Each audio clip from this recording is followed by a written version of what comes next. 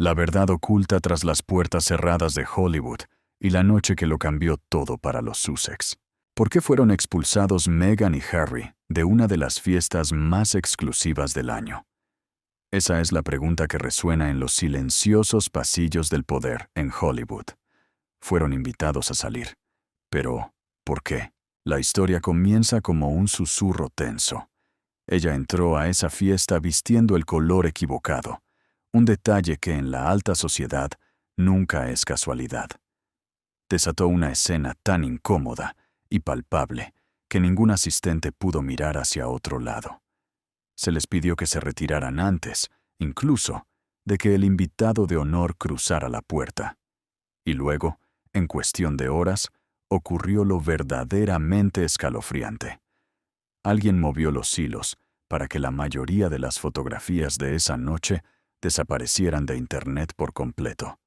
Ni un solo comunicado de prensa, ninguna explicación oficial. Simplemente se esfumaron en el aire. Hay algo que la prensa tradicional, la de todos los días, no se atreve a decir en voz alta en este momento. Esto no fue un accidente. Esto no fue un simple malentendido de vestuario. Fue el síntoma de algo mucho más profundo. Lo que realmente sucedió dentro de la mansión de Ted Sarandos, en Montecito, la noche del 10 de abril de 2026, fue la señal más pública y devastadora de una cruda realidad. El gran sueño hollywoodense de Meghan Markle no solo está pasando por un mal momento, se está derrumbando. Y las cámaras, antes de ser silenciadas, capturaron cada segundo de pura e insoportable incomodidad. Quédese en este video, porque para cuando lleguemos al final de este relato, entenderá con perfecta claridad qué pasó aquella noche, por qué pasó, a quién afectó y qué nos gritan esas fotografías borradas. El panorama completo, la imagen real, es significativamente más dura que cualquier cosa que nos estén contando en las noticias de hoy. Para comprender por qué esa fiesta era de vida o muerte para las relaciones públicas de Meghan, tenemos que entender qué estaba en juego. Y para ello, debemos hacer un viaje en el tiempo y regresar al año 2020. Hagan memoria. Harry y Meghan acaban de dar un paso atrás en sus deberes reales. Cruzan el océano y se instalan en la soleada California. Los titulares de todo el planeta, sin aliento e históricos, anuncian que el duque y la duquesa de Sussex han firmado un contrato de $100 millones con Netflix. 100 millones. Dejemos que ese número repose en la mente por un instante. Este no era un pequeño acuerdo para hacer contenido. No era Netflix apostando unas monedas por una pareja curiosa con sangre azul. Era una declaración de fe. Era Netflix gritándole al mundo: creemos en estas dos personas. Creemos que pueden construir un imperio desde cero. Creemos que el mundo entero se sentará a ver cualquier cosa que ellos creen.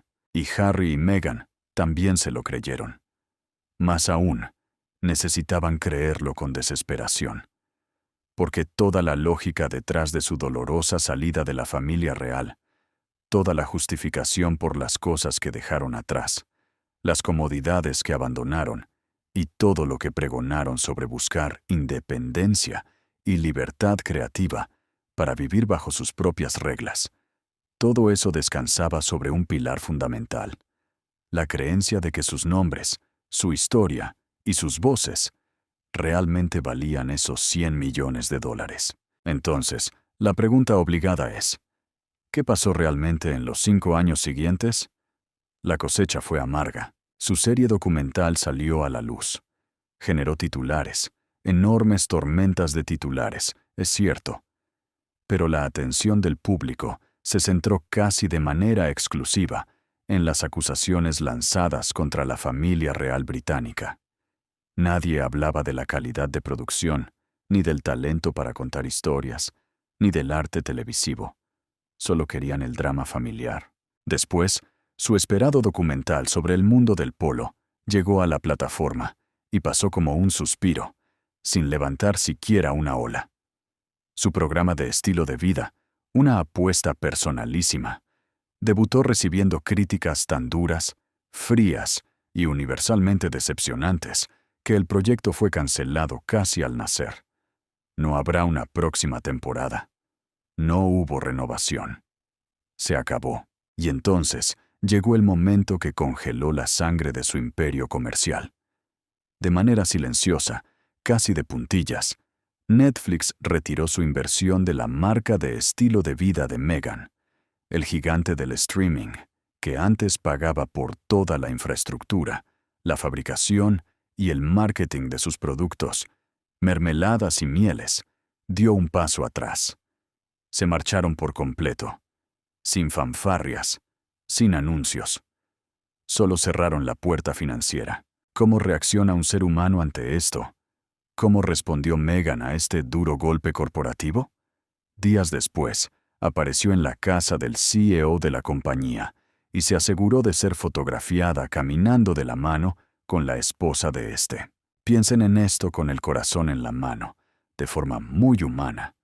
Tu socio comercial acaba de abandonar públicamente tu marca de vida, tu proyecto soñado, y tu reacción instintiva es aparecer en la puerta de su casa para asegurarte de que las cámaras te capten luciendo cálida, íntima y amigable con su familia.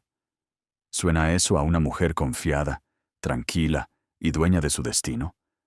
¿O suena más bien a una mujer tratando desesperadamente de controlar una historia que se le está escapando de las manos como arena entre los dedos? El punto de no retorno no llegó con un chisme, sino con tinta y papel. En marzo de este mismo año, llegó el momento que verdaderamente sacudió la órbita de los Sussex. La revista Variety publicó un artículo largo y detallado que exponía una tensión profunda y amarga entre la pareja y los altos mandos de Netflix. Y aquí es vital entender cómo funciona este mundo. Variety no es un blog de rumores de pasillo. Variety no es un periódico sensacionalista que busca clics fáciles. No es una cuenta de Instagram escudada en el anonimato. Variety es, sin exagerar, la Biblia sagrada de la industria del entretenimiento. Cada alto ejecutivo la lee tomando su café matutino. Cada agente, cada director de casting, cada jefe de los grandes estudios de cine, cada jugador serio en Hollywood, lee Variety. Cuando una verdad se imprime en esas páginas, deja de ser un rumor para convertirse en la cruda y dolorosa realidad de Hollywood. Y esa realidad nos dice hoy que en la meca del cine, los títulos nobiliarios abren las puertas, pero solo el talento y el éxito logran mantenerlas abiertas. Como decíamos, cuando esa revista habla, Hollywood escucha. Y cada una de las personas con poder en ese mundo leyó aquel artículo. Pero lo más devastador no fue que lo leyeran, sino que todos y cada uno de ellos entendieron de inmediato y a la perfección lo que significaba entre líneas. La historia revelaba que 6 empleados de alto rango dentro de Netflix, hablando de forma independiente y por separado, habían confesado exactamente lo mismo. Terminamos con ellos. No dijeron, estamos reconsiderando la estrategia. No mencionaron, estamos en conversaciones sobre el futuro. Dijeron, simple y llanamente, que todo había terminado. 6 fuentes distintas. 6 personas en las entrañas de una de las empresas de entretenimiento más poderosas del planeta, susurrándole al mismo periodista la misma sentencia de muerte corporativa. Por supuesto, tanto Harry como Meghan salieron a negarlo en público. Netflix, con la frialdad calculada que caracteriza a las grandes corporaciones, emitió comunicados de prensa con palabras cuidadosamente elegidas, para no ofender, pero tampoco para comprometerse.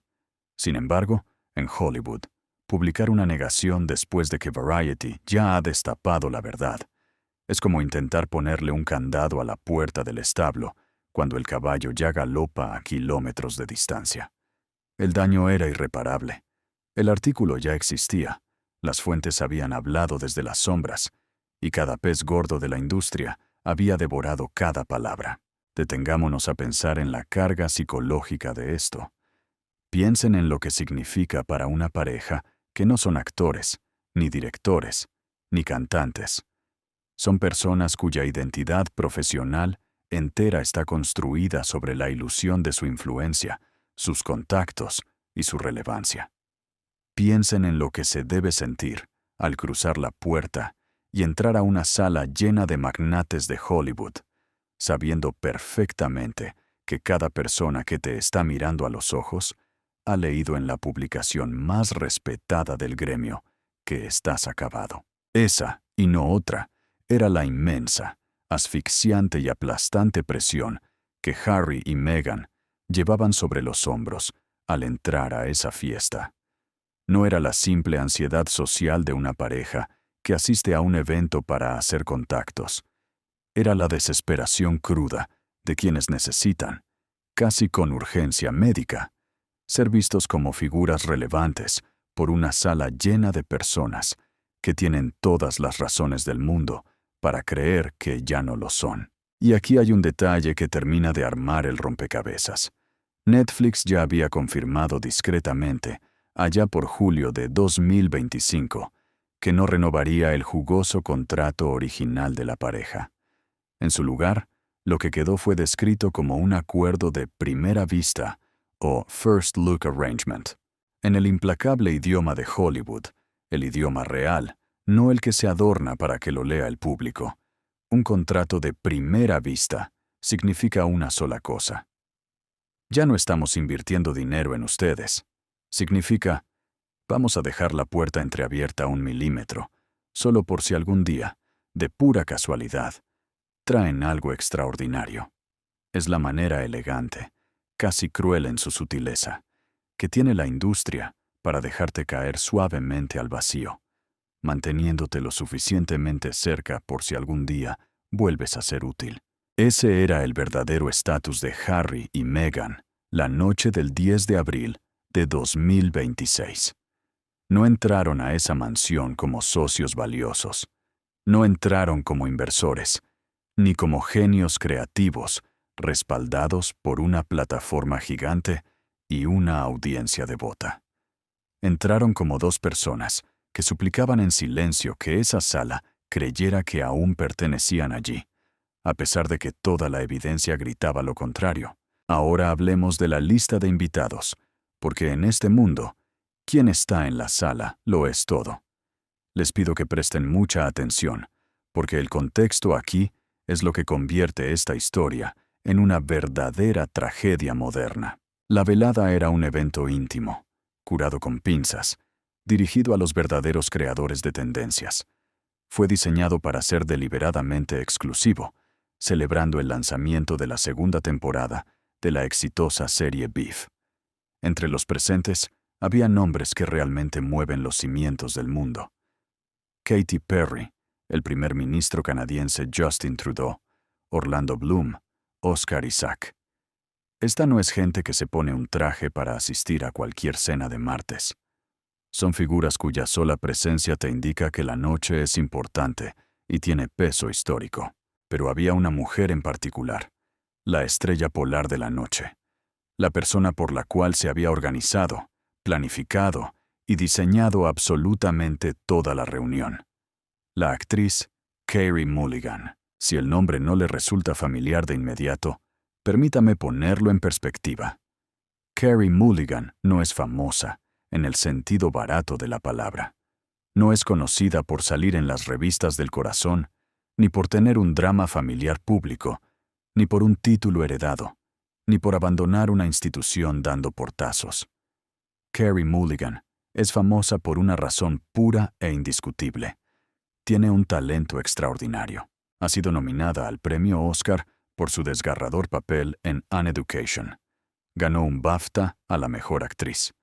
Brilló frente a Leonardo DiCaprio en El Gran Gatsby. Es una mujer que ha forjado su carrera a lo largo de décadas de trabajo duro, sudor, silencio y un oficio innegable. Es, sin lugar a dudas, una de las intérpretes más genuinamente respetadas que trabajan en la industria hoy en día. Punto final. Y aquí viene el detalle que hace que toda esta historia hierva. apenas 10 días antes de esta fiesta. Solo 10 días.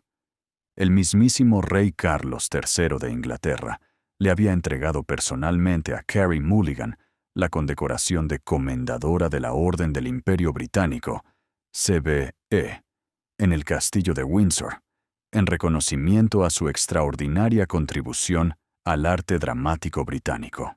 El rey de Inglaterra había colocado una medalla alrededor del cuello de esta mujer con sus propias manos. Este era su momento. Esta era su celebración. La noche le pertenecía a Carey Mulligan, y cada alma en esa sala de Montecito lo sabía y estaba allí para honrarla. Póngase en sus zapatos por un segundo. ¿Puede imaginar la emoción de recibir ese honor?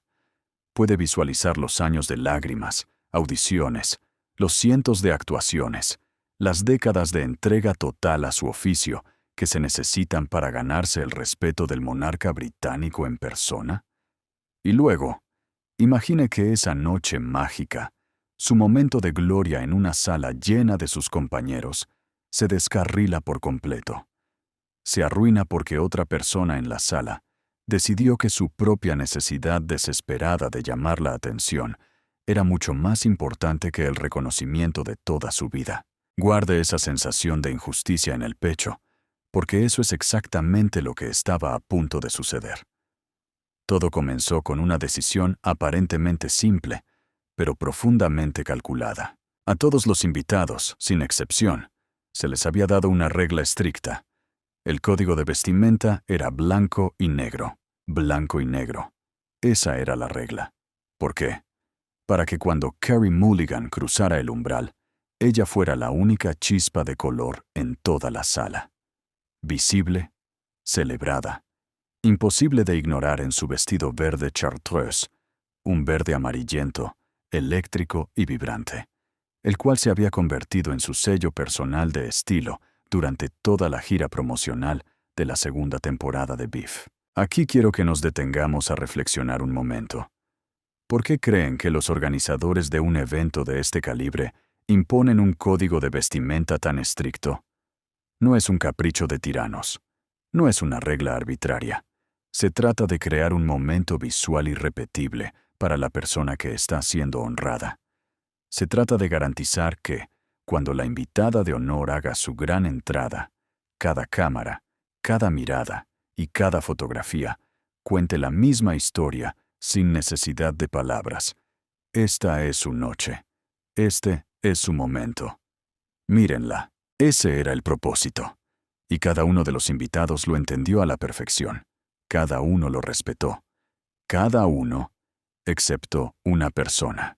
Meghan Markle entró a esa fiesta luciendo exactamente ese mismo verde chartreuse. Seamos muy claros sobre lo que significa este color en el lenguaje de la moda.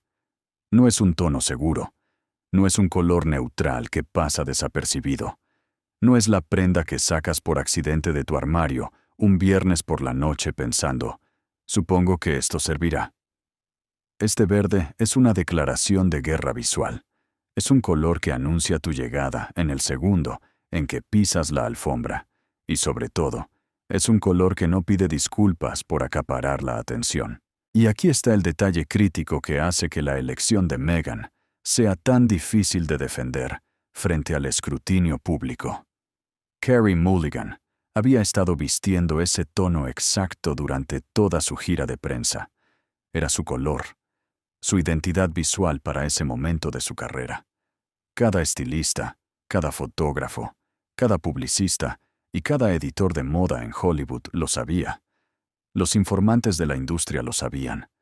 Habría que haber vivido en una cueva, completamente desconectado del mundo del entretenimiento, para no saber que el verde chartreuse y Carey Mulligan eran sinónimos en abril de 2026. Y Meghan lo sabía. Por supuesto que lo sabía. En la cumbre de Hollywood, nadie da una puntada sin hilo. La pregunta nunca ha sido si ella estaba al tanto.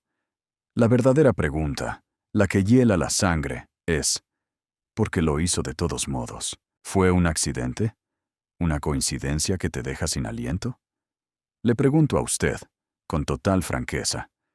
En un mundo donde mujeres con tanto poder Miden milimétricamente su imagen, su marca y lo que proyectan.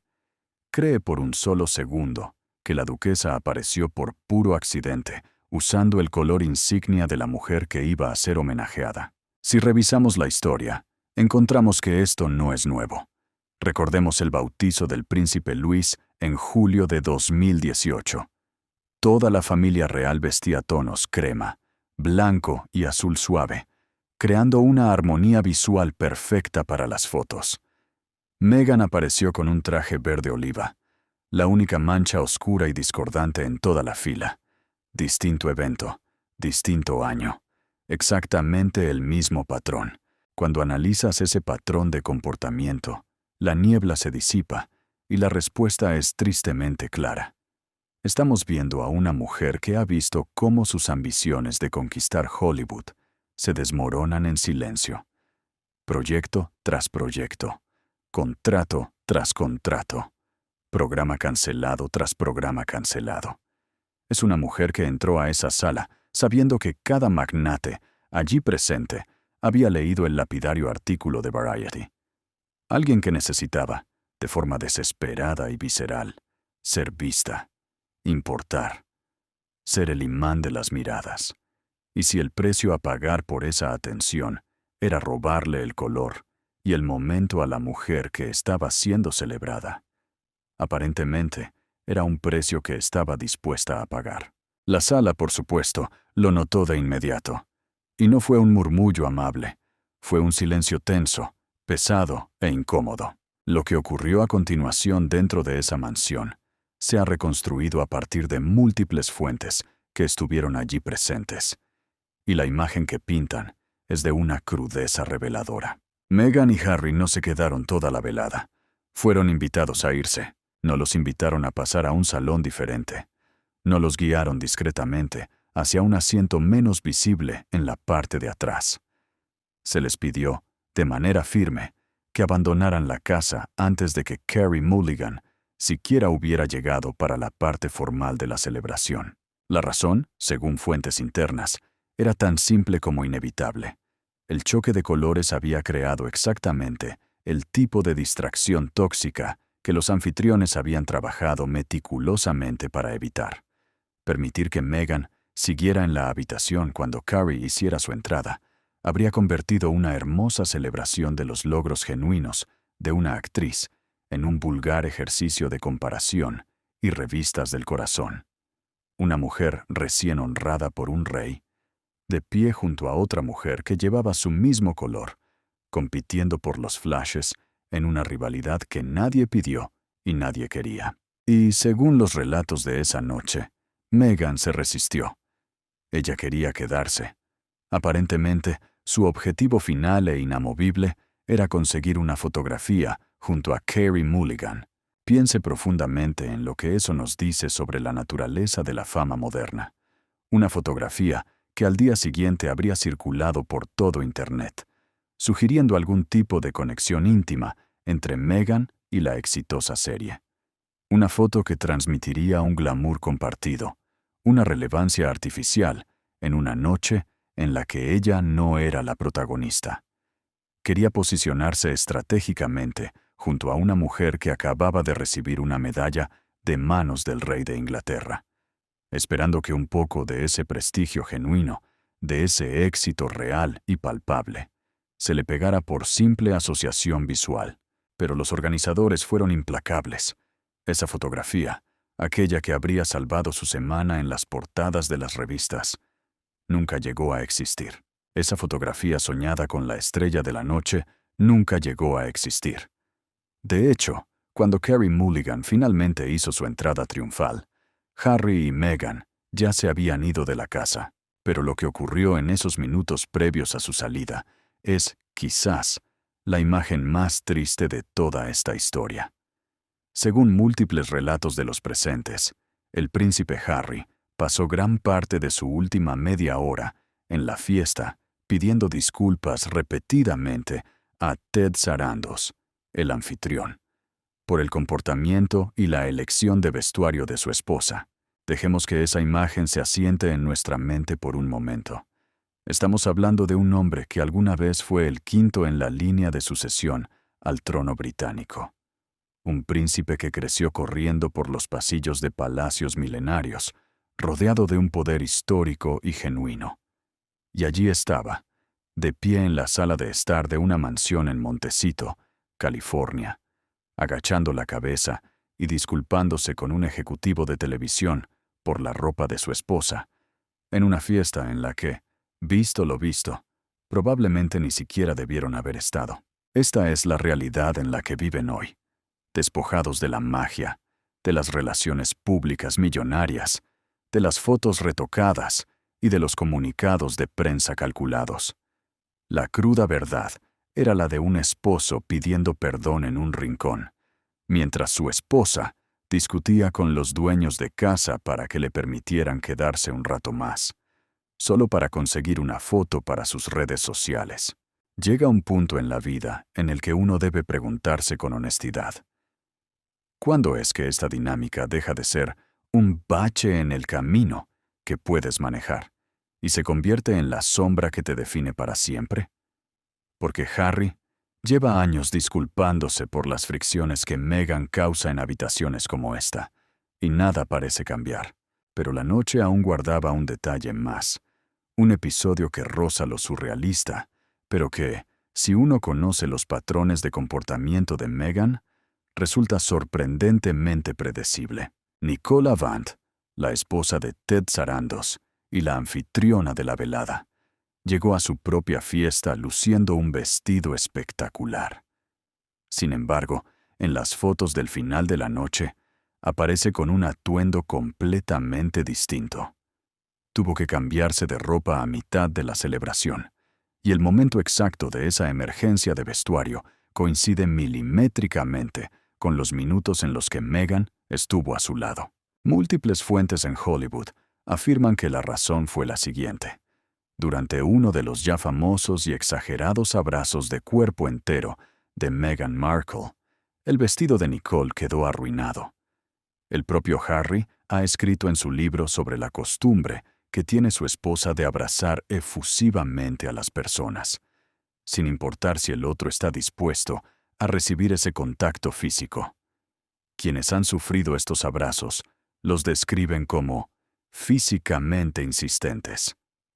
Supuestamente, en este arrebato de afecto forzado, Meghan transfirió grandes manchas de desodorante sobre el hombro del vestido original de Nicole, dejándolo inservible para el resto de la noche. Aunque en Hollywood los detalles de los chismes siempre tienen un margen de duda, hay un hecho innegable e indiscutible. Nicole Avant se cambió de vestido. Eso es una certeza. Pero lo verdaderamente fascinante y revelador va más allá de la mancha de desodorante. Es la insistencia de Meghan por invadir el espacio personal de los demás.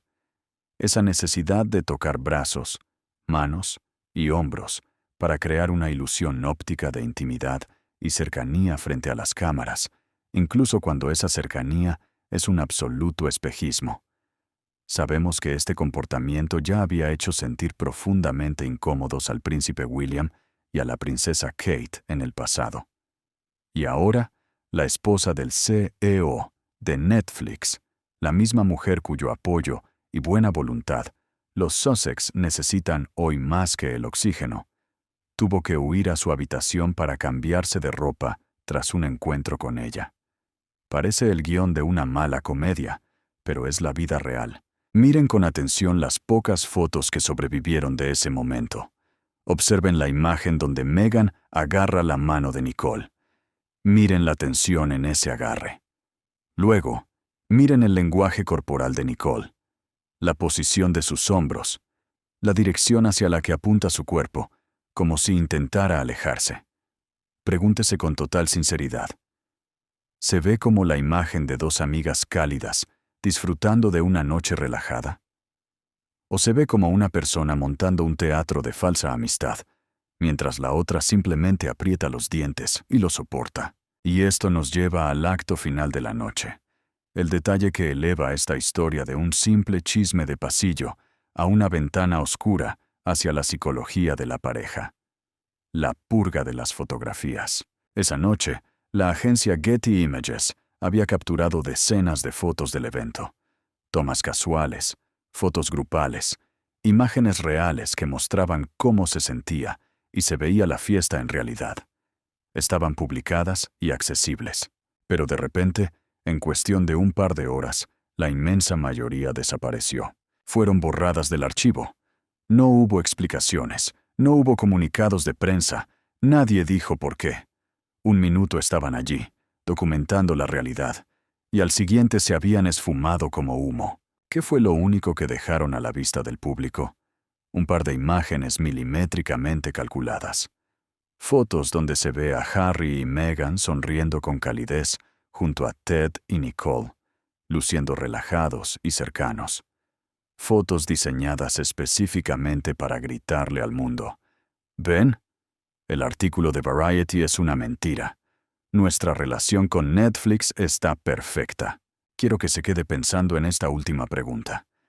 Si la noche realmente hubiera sido un éxito, si Meghan hubiera entrado con confianza, controlando la situación, y hubiera sido recibida con los brazos abiertos por la realeza de Hollywood, ¿por qué tendrían que desaparecer las fotografías? ¿Por qué movería cielo y tierra para borrar imágenes de uno de los archivos fotográficos más grandes del mundo, si esas imágenes te mostraran triunfante? La respuesta es sencilla, verdadera y profundamente humana. Las personas seguras de sí mismas no borran su propia historia. Las personas que están en paz con lo que capturó la cámara no desaparecen las fotos en la madrugada. Los únicos que hacen algo así son aquellos que le tienen un terror absoluto a que el mundo vea la verdad que la cámara realmente registró. Son personas que necesitan controlar la historia de sus vidas con un puño de hierro, mucho más de lo que la terca realidad les permite. Personas que, sencillamente, no pueden darse el lujo de que el público vea lo que de verdad pasó entre esas cuatro paredes. Las fotos que sobrevivieron a la purga cuentan exactamente el cuento de hadas que Meghan necesitaba que el mundo creyera. Las fotos que fueron eliminadas, en cambio, contaban la historia real, esa que le aterra que alguien más vea. Y aquí hay un patrón, una forma de actuar que va mucho más allá de una simple fiesta o una noche incómoda. Pensemos en el panorama completo. El control obsesivo de su imagen pública, la famosa entrevista con Oprah, el documental fríamente calculado, los comunicados de prensa lanzados en el minuto exacto, la manipulación constante de las redes sociales.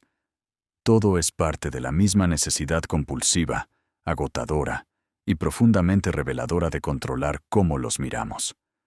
Porque si el mundo los viera tal y como son en este preciso momento, el abismo entre la imagen que venden y la cruda realidad sería demasiado grande, demasiado destructivo como para poder sobrevivir en Hollywood.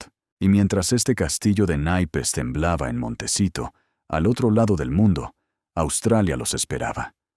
Harry y Meghan se encuentran actualmente en su primera visita a ese país desde el año 2018. Y el contraste entre aquel ayer y este hoy no podría ser más frío, más duro ni más revelador. Cuando pisaron esa tierra por última vez, eran los recién casados de oro. Harry y su nueva esposa estadounidense, la actriz convertida en duquesa. La pareja que tenía al planeta entero comiendo de su mano. Multitudes kilométricas llenaban las calles solo para verlos pasar. El recibimiento fue cálido, genuino, una verdadera fiesta nacional. Australia simplemente los amaba, pero esta vez el viento ha cambiado de dirección. Más de 34,000 australianos firmaron una petición, antes siquiera de que el avión de la pareja tocara tierra, exigiendo que no se gastara ni un solo centavo de los impuestos públicos en su visita. 34,000 personas. Esto no es un grupo marginal de críticos amargados. Es una declaración pública, masiva y contundente, de cómo la percepción sobre esta pareja se ha derrumbado en los años transcurridos desde aquella primera gira dorada. Incluso, un miembro del Parlamento australiano exigió públicamente que la pareja pagara de su propio bolsillo todos los costos de seguridad policial.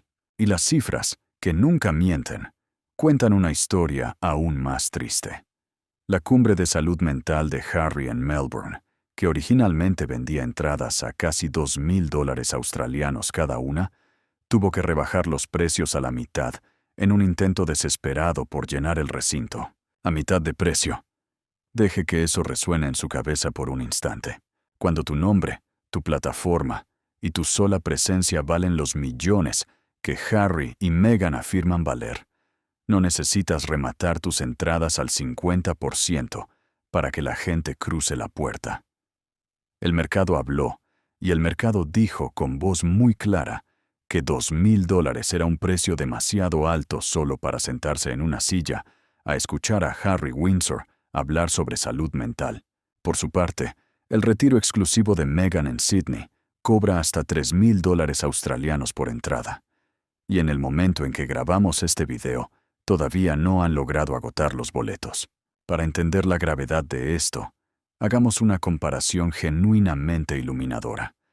Cuando Gwyneth Paltrow organizó un evento similar en la misma ciudad de Sydney hace apenas 3 años, vendió absolutamente todo en un parpadeo. La gente bromeaba diciendo que era imposible conseguir una niñera o un taxi esa noche, porque toda la ciudad estaba en su evento. Gwyneth Paltrow, una mujer que construyó una marca real a través de trabajo constante, productos tangibles y una conexión genuina con su público, abarrotó Sydney. Meghan Markle, quien ha pasado años diciéndole al mundo que ella es una marca poderosa y de resonancia global, está sudando para llenar los asientos a $3,000. Y lo peor no es la falta de ventas. Lo peor es que ha tenido que prohibir la entrada a periodistas para asegurarse de que nadie pueda hacer una reseña honesta o reportar lo que realmente sucede allí dentro. Encuentro este detalle del veto a la prensa particularmente revelador. Una fuente que compró su boleto de buena fe para el evento de Meghan en Sydney y que resultó trabajar en los medios de comunicación, compartió su experiencia públicamente. Ella contó que estaba emocionada por el evento, creía en lo que prometían, quería estar allí y aprender. Pero cuando pidió una simple factura de impuestos para deducir el costo del boleto, una solicitud de negocios completamente normal, rutinaria y razonable, en lugar de un recibo, recibió una llamada telefónica y luego un correo electrónico. Le informaron que, debido a que trabajaba en los medios, y como este era un evento a puerta cerrada, ya no se le permitiría asistir. Pasó de ser una invitada entusiasta a una persona vetada en el transcurso de una sola llamada, sin ningún aviso previo de que los profesionales de la prensa no eran bienvenidos, y sin ninguna advertencia durante el proceso de compra. Le pregunto con total sentido común, ¿por qué prohibirías la entrada de periodistas a un evento del que te sientes profundamente orgulloso? ¿Por qué harías deliberadamente imposible que la experiencia sea evaluada y reportada por ojos objetivos? Ese no es el comportamiento de una marca que confía en la calidad de lo que ofrece. Ese es el comportamiento del miedo.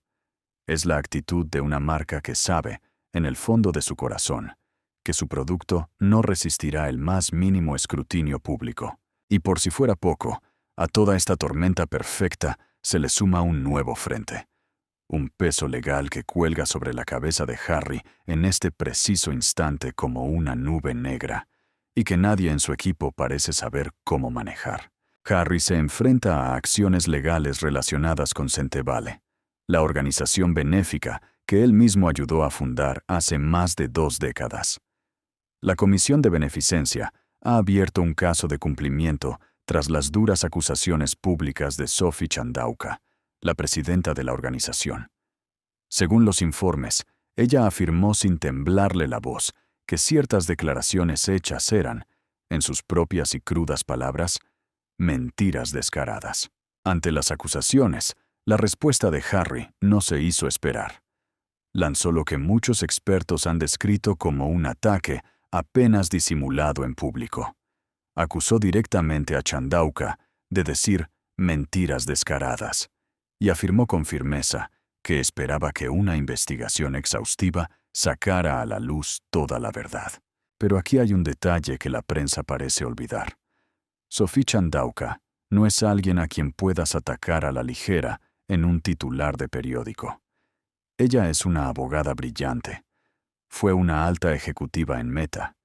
Es una mujer inmensamente exitosa que tiene las credenciales profesionales, la plataforma pública y, para ser francos, el temperamento de hierro para defenderse con uñas y dientes de cualquiera que intente manchar su conducta y reputación.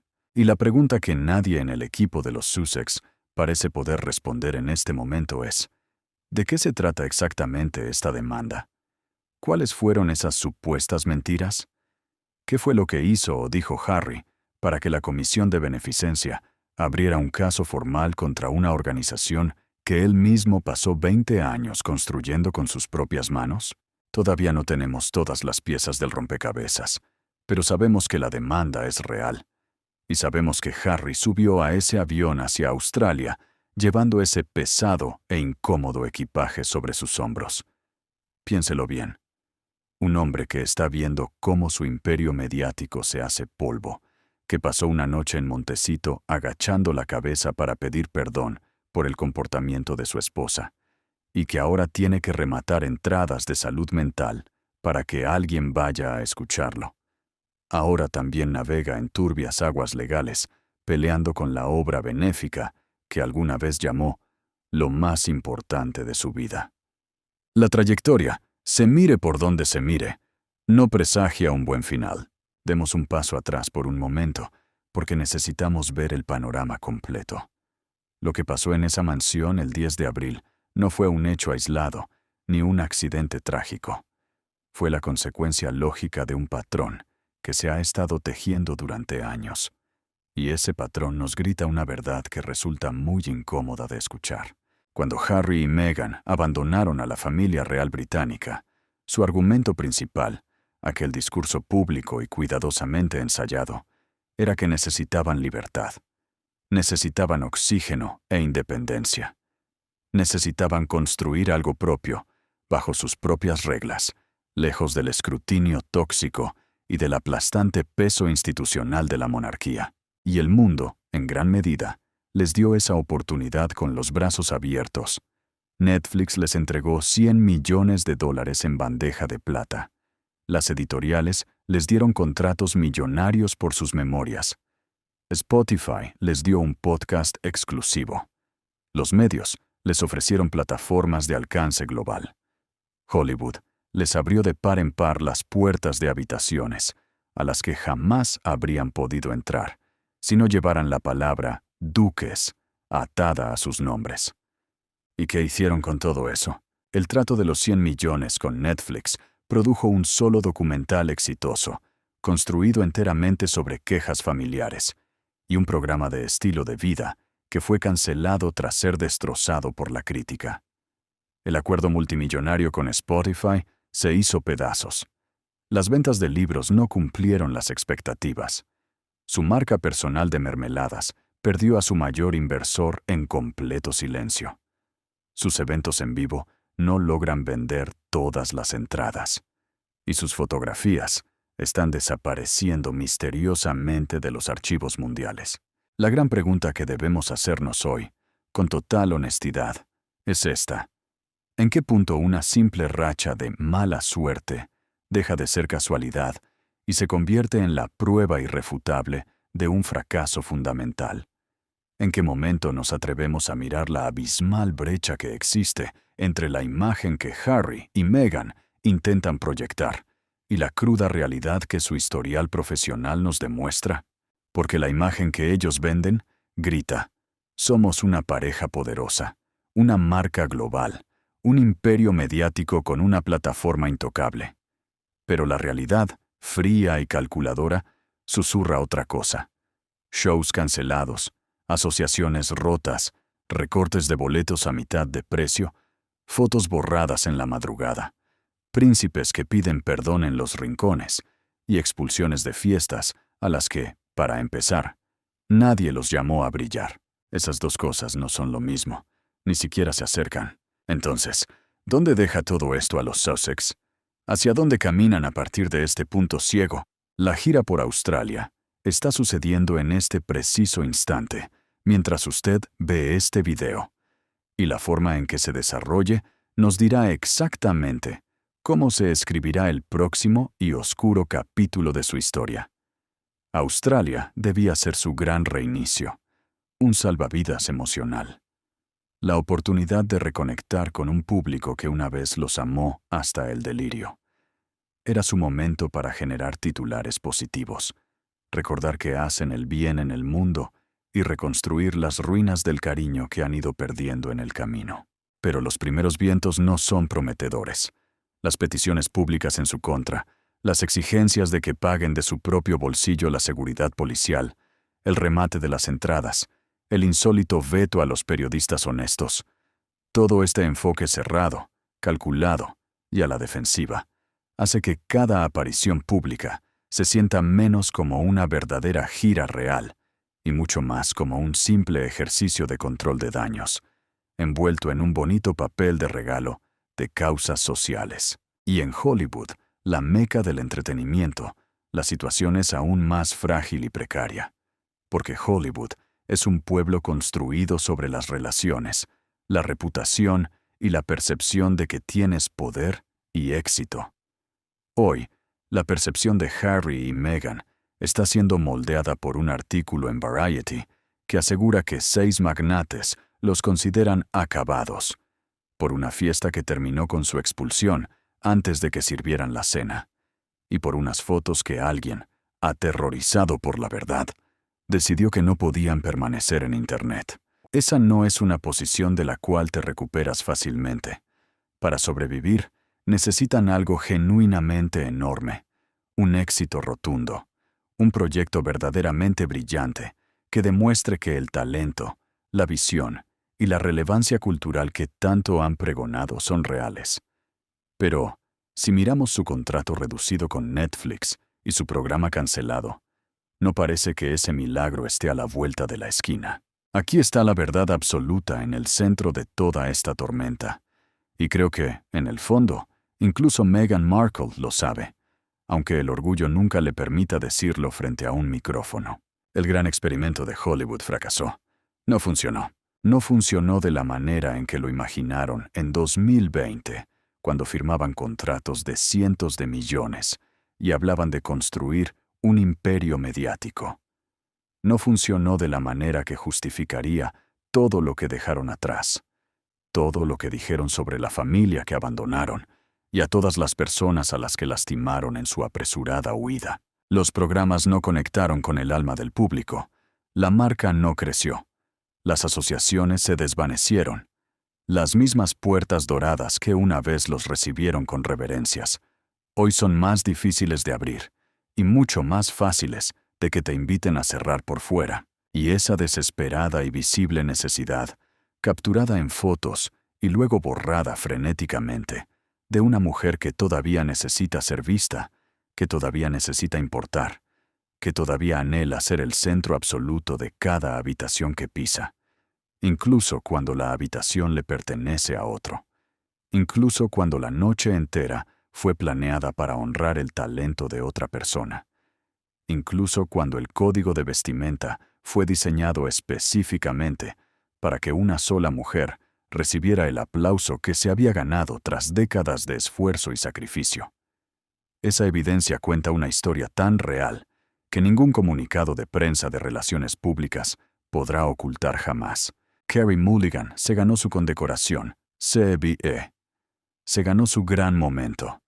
Se ganó el derecho de estar en esa sala, llena de la élite de Hollywood, vestida de blanco y negro, celebrando que el rey de Inglaterra había reconocido personalmente su enorme contribución al arte dramático. Ella se ganó todo eso con sudor y talento puro. Meghan Markle, en cambio, apareció con un vestido del mismo color, montó un espectáculo y tuvo que ser invitada a marcharse antes de que Carey siquiera cruzara la puerta de entrada. Esa dolorosa brecha entre lo que verdaderamente te has ganado y lo que simplemente estás actuando es la verdadera historia de los años de Harry y Meghan en Hollywood. Y la noche del 10 de abril en Montecito, la cámara capturó esa triste realidad de una manera más nítida que nunca antes en la historia. Suscríbete ahora mismo si aún no lo has hecho, porque esta tensa gira por Australia está sucediendo mientras hablamos, y esta historia tiene mucha más tela por cortar. Déjame tus pensamientos en los comentarios. Quiero leerte con atención. ¿Crees que lo del vestido fue un acto deliberado? ¿Sientes que las fotografías borradas nos confirman lo que todos sospechamos? Y, lo más importante, ¿crees que Harry y Meghan podrán regresar de las cenizas en las que se encuentran hoy? Porque todo el mundo los está observando, y yo también. Dale me gusta a este video si valoraste este análisis y suscríbete para recibir tu dosis diaria de comentarios sin filtros sobre la realeza y el entretenimiento. Comenta abajo. ¿Crees que la era de Meghan en Hollywood ha llegado definitivamente a su fin? ¿Mente a su fin? ¿Mente a su fin? ¿Mente a su fin?